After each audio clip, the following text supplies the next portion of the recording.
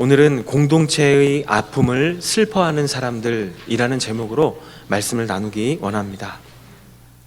예수님께서 공생애를 시작하시면서 가장 먼저 하셨던 일은 바로 사람들에게 천국 복음을 전파하는 일이셨습니다.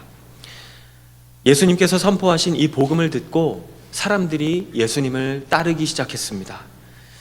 그런 상황에서 예수님께서는 산으로 올라가셨고, 그리고 자신을 따르기 위해 예수님 앞에 나아온 사람들과 제자들을 향해서 하나님의 통치를 받는 하나님 나라의 백성, 하나님의 자녀들은 이 세상에서 어떠한 모습으로 살아가는 사람들인지에 대해서 말씀해 주셨습니다.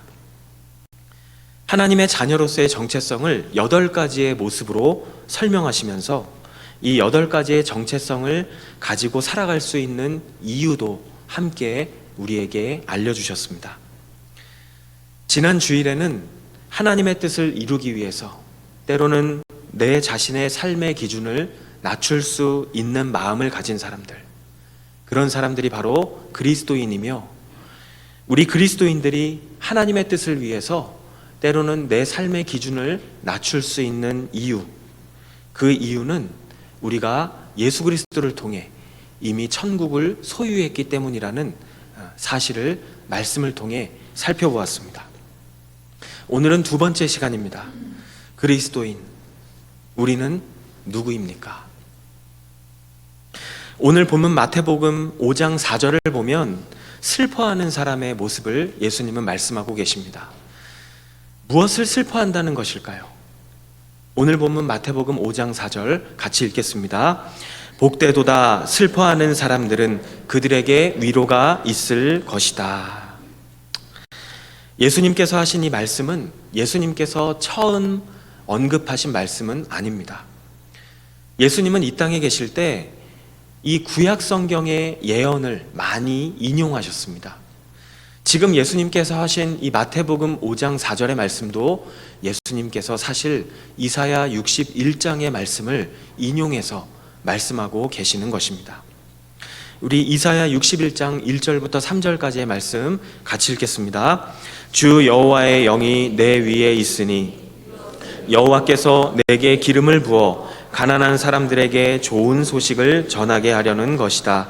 그분이 나를 보내셔서 마음이 상한 사람들을 감싸주고 포로에게 자유를 선포하고 갇힌 사람은 풀어주고 여호와의 은혜의 해와 우리 하나님의 보복의 날을 선포하며 슬퍼하는 모든 사람을 위로하게 하셨다. 시온에서 슬퍼하는 사람에게 제 대신 화관을 씌워주고 슬픔 대신 기쁨의 기름을 발라주며 통곡 대신 찬양을 옷 입게 하셨다. 그래서 사람들은 그들을 가리켜서 여호와의 영광을 드러내시려고 여호와께서 손수 심으신 정의의 상수리 나무라고 부른다. 아멘. 이 이사야 61장의 말씀을 잘 보게 되면 예수님께서 마태복음에서 말씀하신 이 슬픔이라는 것이 구체적으로 어떤 슬픔인지를 알 수가 있습니다. 그리고 이 슬퍼하는 사람에게 하나님께서 주신다고 하는 이 하나님의 위로도 구체적으로 어떠한 위로인지를 이 구절을 통해서 우리는 발견할 수가 있습니다. 오늘은 두 가지의 질문을 통해서 본문을 살펴보기를 원합니다. 첫 번째 질문은 이것입니다. 그렇다면 예수님께서 말씀하신 이 슬픔은 어떠한 슬픔일까요? 그것은 바로 공동체의 아픔에 공감하는 슬픔이라는 것을 성경은 말씀하고 있습니다. 구약시대에 이사야 선지자가 활동했던 이 시대적 상황을 보면 이스라엘 민족이 국가적으로 큰 위기의 상황 속에 있었다는 것을 알 수가 있습니다. 특별히 다윗 왕의 후손들이 다스리고 있었던 이 남왕국, 이 남왕국의 수도가 바로 예루살렘이었습니다. 예루살렘은 어떤 곳이었습니까? 예루살렘은 하나님의 성전이 있었던 특별한 도시였습니다. 그리고 이 예루살렘은 하나님께서 다윗에게 영원한 왕권을 약속하셨던 그런 도시이기도 했습니다. 그런데 이 특별했던 장소가 이사야가 활동했던 시기에 두 번의 큰 위기를 맞이하게 되었습니다. 그리고 결국 예루살렘은 무너졌습니다. 그리고 남왕국 유다는 결국 멸망하고 말았습니다. 이러한 슬픔의 상황 속에서 하나님께서는 이사야를 통해서 새로운 희망을 노래하게 하셨습니다. 그 내용이 바로 이사야 61장의 내용입니다. 이사야 61장 우리 같이 읽겠습니다. 주 여호와의 영이 내 위에 있으니 이것은 여호와께서 내게 기름을 부어 가난한 사람들에게 좋은 소식을 전하게 하려는 것이다. 그분이 나를 보내셔서 마음이 상한 사람들을 감싸주고 포로에게 자유를 선포하고 갇힌 사람은 풀어주고 여호와의 은혜의 해와 우리 하나님의 보복의 날을 선포하며 슬퍼하는 모든 사람을 위로하게 하셨다. 아멘.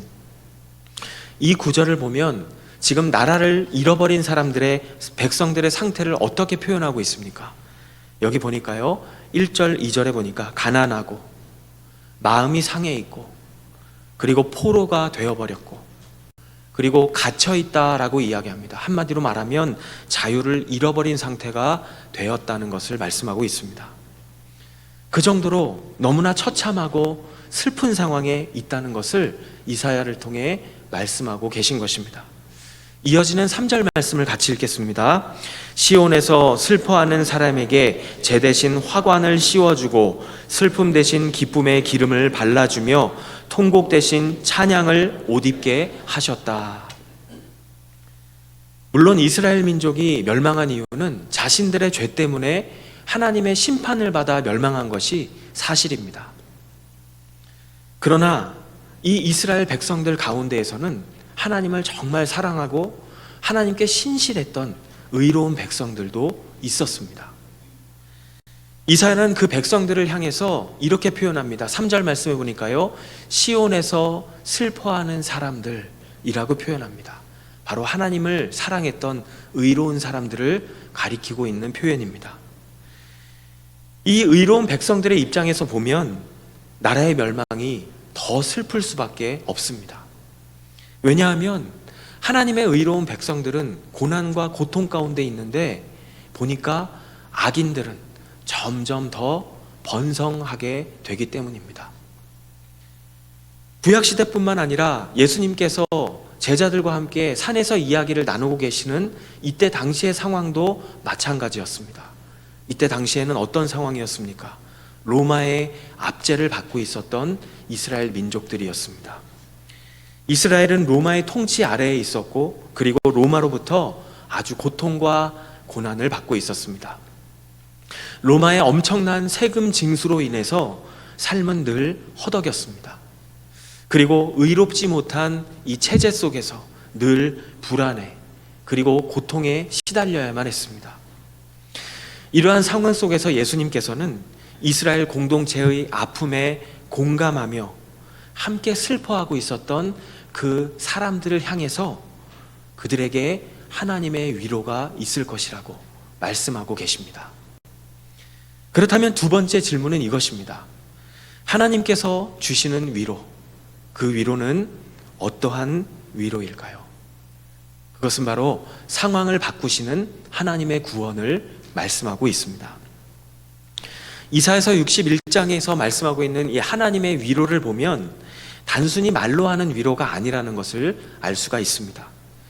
바로 절망의 상황을 소망의 상황으로 바꾸시는 하나님의 구원, 상황을 진짜로 바꾸시는 하나님의 구원을 의미하고 있다는 것을 알 수가 있습니다.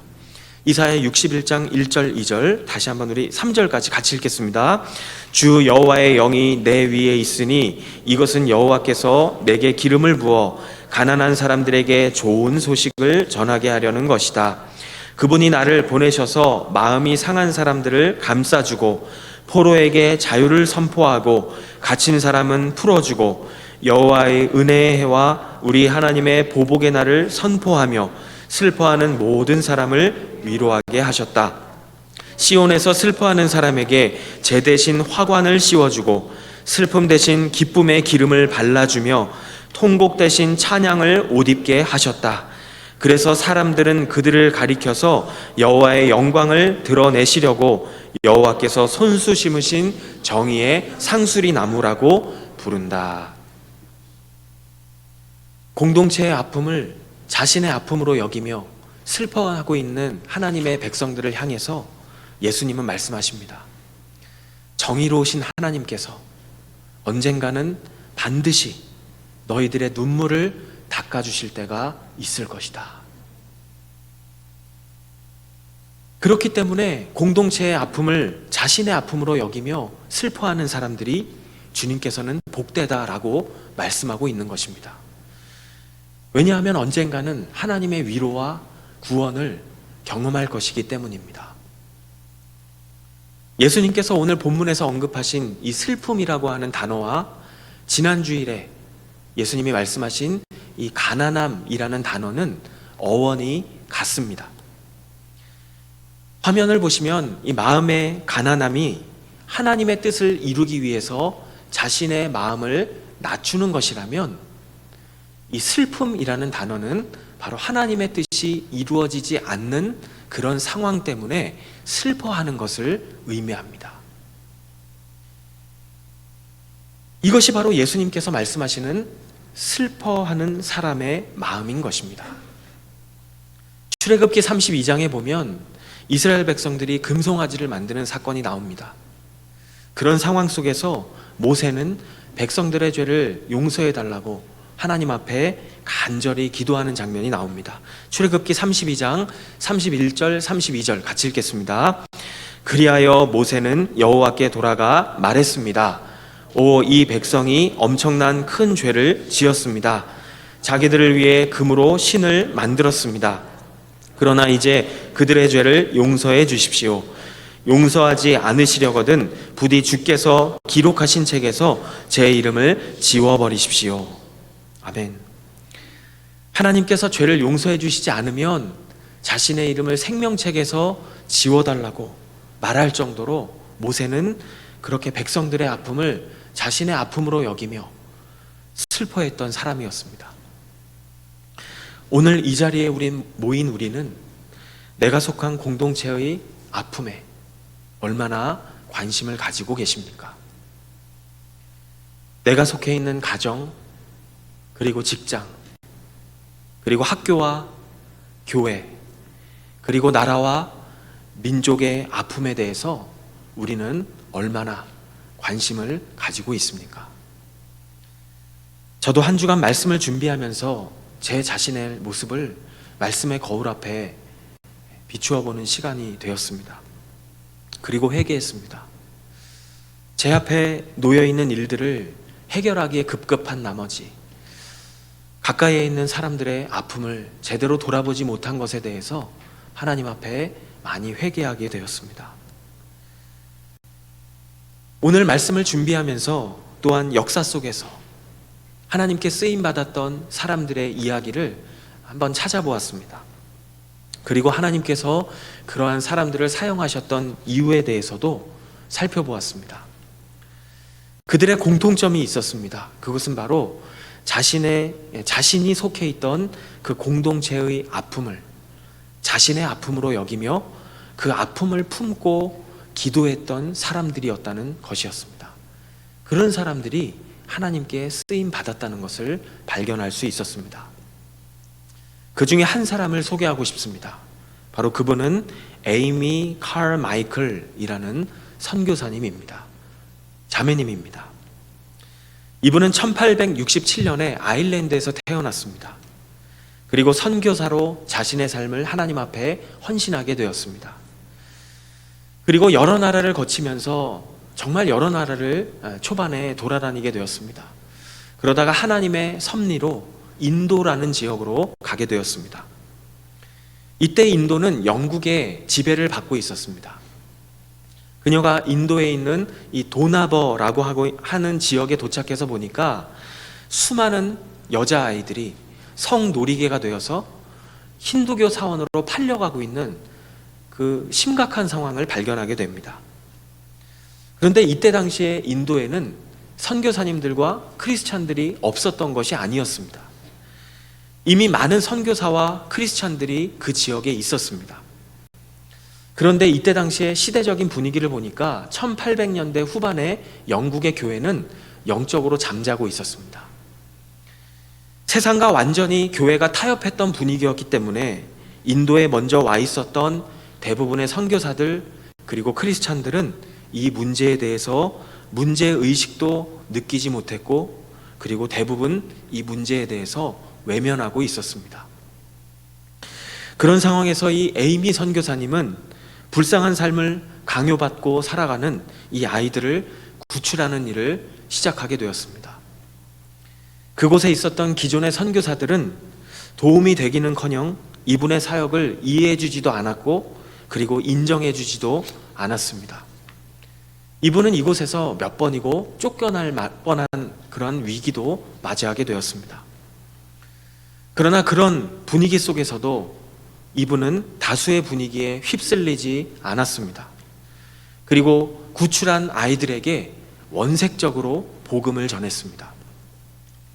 그렇게 수십 년 동안 이분은 수백 명의 아이들을 구출하게 되었고, 그렇게 구출받은 아이들은 어느새 공동체를 이루게 되었습니다.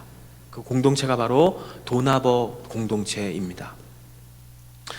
저는 이분의 삶을 보면서 하나님께 쓰임받는 인생이 무엇인지에 대해서 다시 한번 깊이 생각해 보는 시간이 되었습니다. 재능이 있고 지식이 있고 능력이 있기 때문에 하나님께서 쓰시는 것이 아니라, 다른 사람의 아픔과 그 시대의 아픔을 자신의 아픔으로 품고 슬퍼하는 마음이 있기 때문에 하나님께 쓰임받았다는 사실을 다시 한번 묵상하며 발견하게 되었습니다. 말씀을 정리합니다. 여러분, 우리 교회가 이 시대에 하나님께 쓰임받는 좋은 교회가 되기 위해서 필요한 것이 무엇이겠습니까? 예수님께서는 오늘 말씀을 통해서 우리의 정체성을 잃어버리지 말라고 말씀하고 계십니다. 모든 사람이 목사나 선교사가 될 필요는 없습니다. 우리 모두가 부름받은 삶의 자리에서 내가 속해 있는 공동체, 그 공동체를 위해 슬퍼할 수만 있다면, 그리고 내가 살아가고 있는 이 시대의 아픔을 내 아픔으로 여기며 슬퍼할 수 있다면, 우리는 하나님께 쓰임받는 교회로 이 시대 속에 살아가게 될 줄로 믿습니다. 하나님께서 우리의 삶을 그렇게 이루어 가실 줄로 믿습니다. 사랑하는 여러분, 우리는 누구입니까? 함께 기도하시겠습니다.